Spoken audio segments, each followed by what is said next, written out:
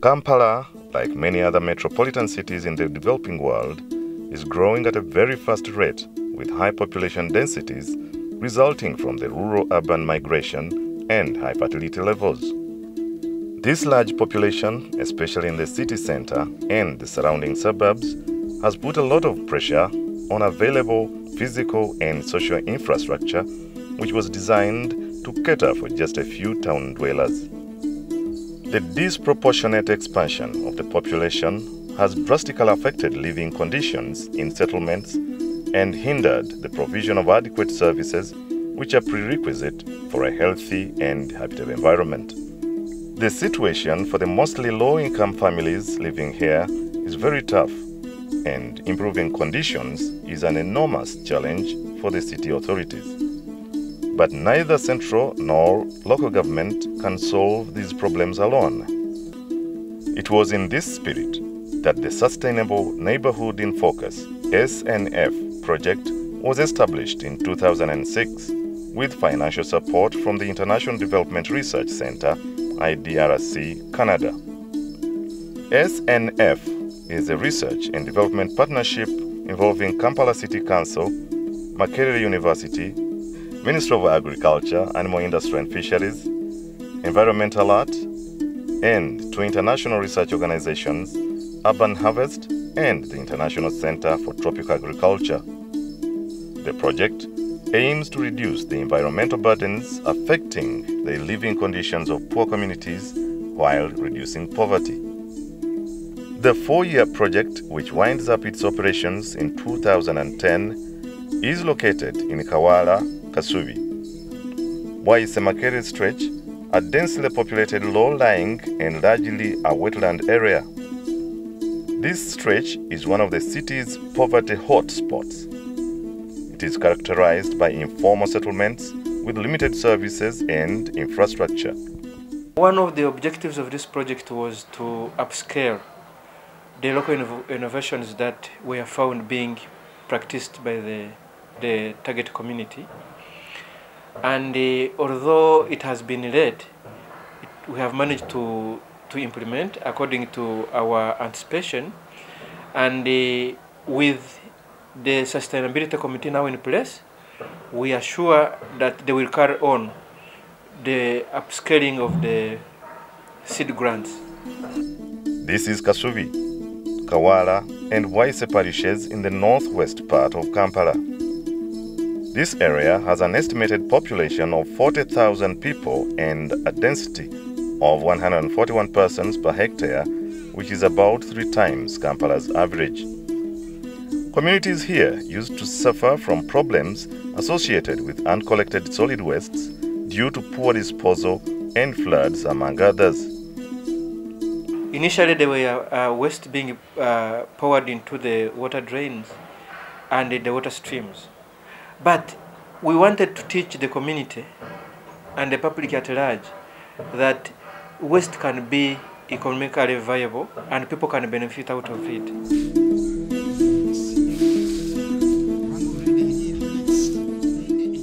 Samuel Mawanda is a resident of Kasubi Zone 2. He has mastered the art of making briquettes, an innovation he got to know through the SNF project.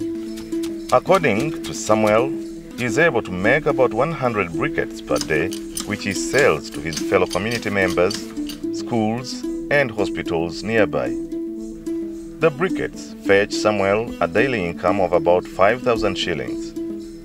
I adopted this briquette making from cow dung initially, but now we have adopted it to a system of mixing starch with carbon dust. Indeed, Mawanda's innovation has not only improved his income, but also saved money for his customers, who now use the briquettes for cooking. Amanda nkozesa amanda mangi ga sente nga 15 okugisa emmere naye bwe nkozesa obuntu nga buno nkozesa amanda matini nga ga 5. Mushroom growing is another activity that is becoming very popular due to the ready market of mushrooms in the city. Namutebi Nava, a resident of Makerere 2, Chikoni, is one of the key players in this trade. She attributes her achievements to SNF project, from where she got training in mushroom growing, a thing that has changed her life completely. I started this project in 2008. I'm now able to pay even my children's school fees. Similarly, Harriet Nakabale, a resident of Kawala, Zone 3, is another beneficiary. Nakabale juggles a number of projects that have improved her lifestyle. She now combines the job of housewife with that of a vibrant vegetable grower in the area.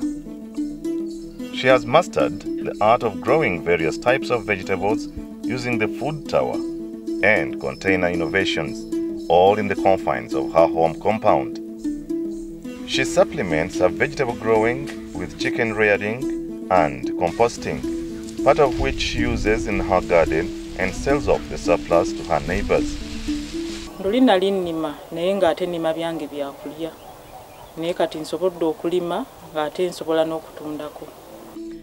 Piggery farming is one of the enterprises that SNF also introduced in this area, partly because of its profitability, but also for its potential to recycle organic wastes.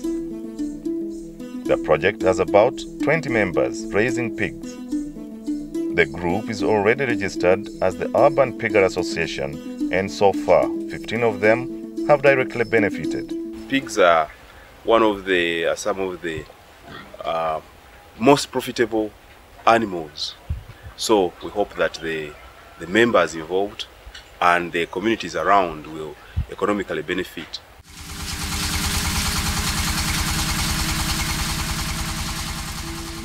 Moses Nadiope, who doubles as a councillor of Kawala area and a key player in the SNF project, has discovered the economic benefits of recycling garbage into animal feeds. The training he acquired from SNF has enabled him to recycle about 600 kilograms of garbage accumulated daily into nutritious animal feeds. Nadiope says he can mill up to 2 tons of animal feeds every day that comprise of matoke, cassava and potato peelings. This fetches him a daily income of about 50,000 shillings. We have really managed to reduce a big number on the volume of the waste which remains within the community. For instance, in 1 kilo of dried peels, it's about 6 kilograms of fresh peelings. So if you were to get 100 kilograms of dried peels, that will mean that you have to get about 6 bags of fresh peels. So I think you can see the margin by which we reduce the volumes of waste within the community. Initially, when the project had just started, there was little hope that it will bear fruit, since the policies which were in place at the time could not support urban farming.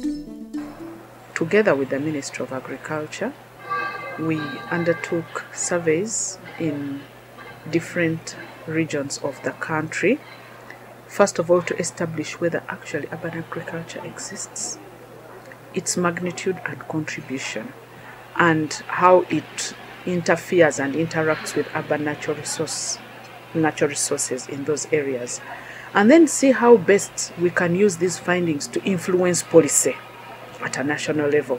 Because as I talk right now, there is no national policy on urban farming. So some of these findings we are supposed to inform policy on the requirements of urban agriculture.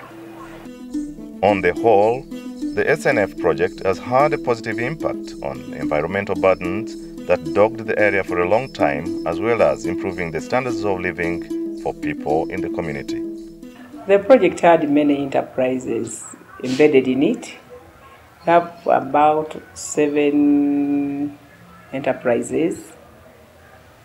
So, and we have an umbrella above those enterprises. So that umbrella will be working as our mother to see that the project continues?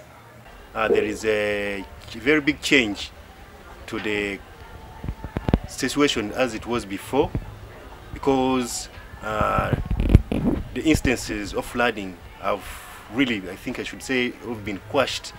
The levels are no longer as they used to be before the project. This is somehow attributed to the community, who have tried to cope up with the new, I should say, or adaptation strategies which have been developed within this area to curb such situations. This project has been implemented through multi-institutional approach, and I have learned to know the challenges that exist and how to overcome them.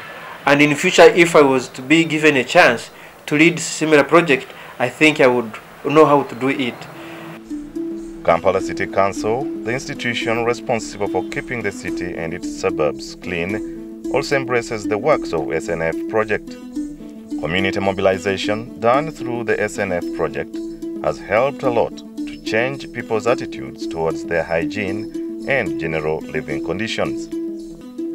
Hence, the good practices have over time reduced the level of environmental burdens such as overflooding and irresponsible handling of garbage in the area.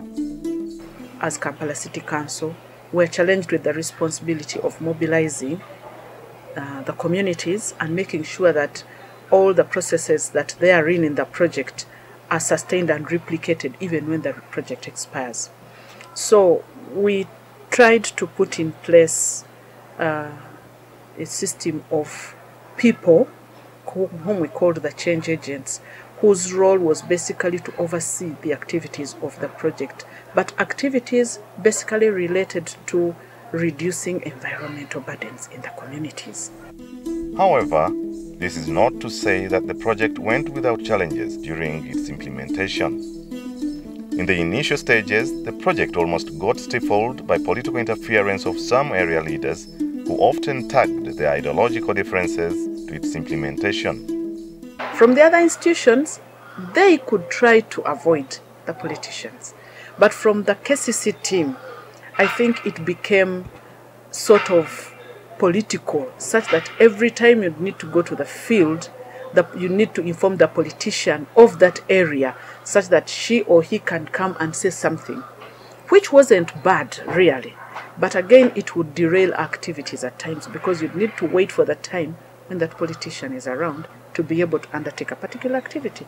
And then at times also the politicians would send messages in the communities that may not be achievable at that period of time.